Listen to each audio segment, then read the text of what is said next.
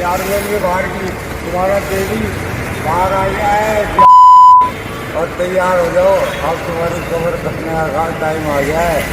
तुम जैसे लोगों का ये इस्लाम है ना, वो खत्म करूंगा मैं। तिहाड़ जेल से पैरोल पर बाहर आते ही एक्स मुस्लिम सलीम वास्तिक एक बार फिर सुर्खियों में आ गया है। जेल से निकलने के कुछ ही घंटों बाद उसने एक वीडियो जारी किया जिसमें उसने इस्लाम और मुस्लिम समुदाय को लेकर कई विवादित टिप्पणियां की। वीडियो में उसका अंदाज बेहद आक्रामक नजर आया और उसने अपने विरोधियों को खुली चुनौती भी दी। यही वजह है कि उसकी पैरोल से रिहाई अब सिर्फ एक कानूनी मामला नहीं रह गया, बल्कि एक बार फिर सामाजिक और राजनीतिक बहस का विषय बन गया है। नमस्कार, मैं नंदिनी सोनी और आप देख रहे हैं द हिंदी टॉक। दरअसल सलीम वास्तिक 9 जून को तिहाड़ जेल से 29 दिनों की पैरोल पर बाहर आया। जेल से बाहर आते ही उसने एक वीडियो रिकॉर्ड किया जिसमें उसने कहा कि वह जेल से बाहर निकल आया है और अपनी मुहिम जारी रखेगा। वीडियो में उसने मुस्लिम समुदाय को निशाना बनाते हुए कई विवादित बातें कही और यह दावा किया कि वह लोगों को एक अलग रास्ते की ओर ले जाने का काम करेगा। उसके बयान सामने आने के बाद सोशल मीडिया पर समर्थकों और विरोधियों के बीच बहस तेज हो गई।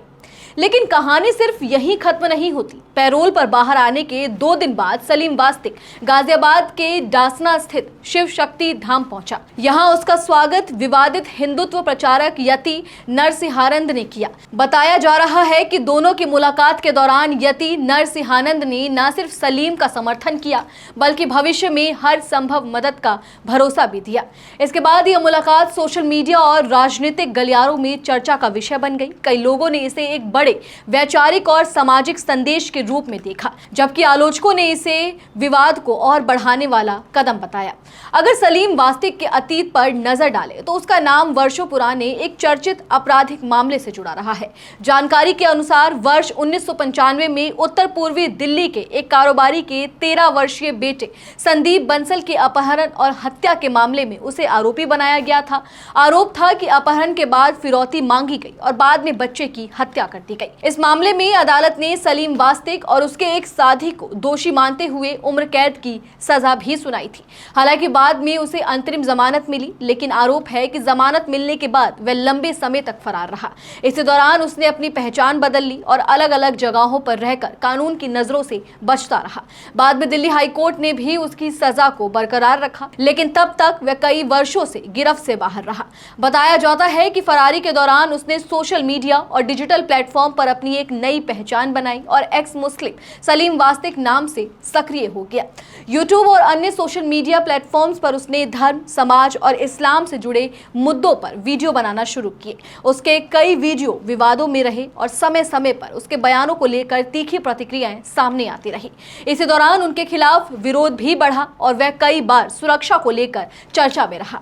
बाद में दिल्ली क्राइम ब्रांच ने उसे पुराने हत्याकांड मामले में गिरफ्तार कर लिया और तब से वह तिहाड़ जेल में बंद था। और अब जब वह इलाज के आधार पर पैरोल पर बाहर आया है तो उसके ताजा बयानों ने फिर से विवाद खड़ा कर दिया। आलोचकों का कहना है कि पैरोल पर बाहर आने के बाद उसे संयमित और जिम्मेदार व्यवहार करना चाहिए था, जबकि समर्थनों का दावा है कि वह सिर्फ अपने विचार व्यक्त कर रहा है। हालांकि उसके हालिया वीडियो और बयान ये संकेत देते हैं कि वह आने वाले दिनों में भी अपने पुराने रुख पर कायम रहने वाला है। वहीं इस पूरे घटनाक्रम ने एक बार फिर अभिव्यक्ति की स्वतंत्रता, धार्मिक संवेदनशीलता और सामाजिक सौहार्द को लेकर बहस छेड़ दी है। एक पक्ष इसे विचारों की अभिव्यक्ति बता रहा है तो दूसरा पक्ष इसे समुदाय विशेष के खिलाफ भड़काऊ बयानबाजी मान रहा है। वहीं यति नरसिंहानंद के खुले समर्थन ने इस बहस को और ज्यादा राजनीतिक और वैचारिक रंग दे दिया है। फिलहाल तिहाड़ जेल से पैरोल पर रिहा होने के बाद सलीम वास्तिक के विवादित बयान और यति नरसिंहानंद के समर्थन ने पूरे मामले को फिर से चर्चा के केंद्र में ला दिया है। अब यह देखना होगा कि आने वाले दिनों में उसके बयानों पर क्या कानूनी और प्रशासनिक प्रतिक्रियाएं सामने आती हैं और यह विवाद किस दिशा में आगे बढ़ता है। चलिए फिलहाल इस वीडियो में इतना ही। आप इस पूरी खबर को लेकर क्या कुछ सोचते हैं, कमेंट सेक्शन में हमें अपनी राय जरूर दें। और अगर अभी तक आपने हमारे चैनल को सब्सक्राइब नहीं किया है तो तुरंत करें। इसके साथ ही हमें सोशल मीडिया प्लेटफॉर्म यानी कि फेसबुक, इंस्टा और एक्स पर फॉलो जरूर करें।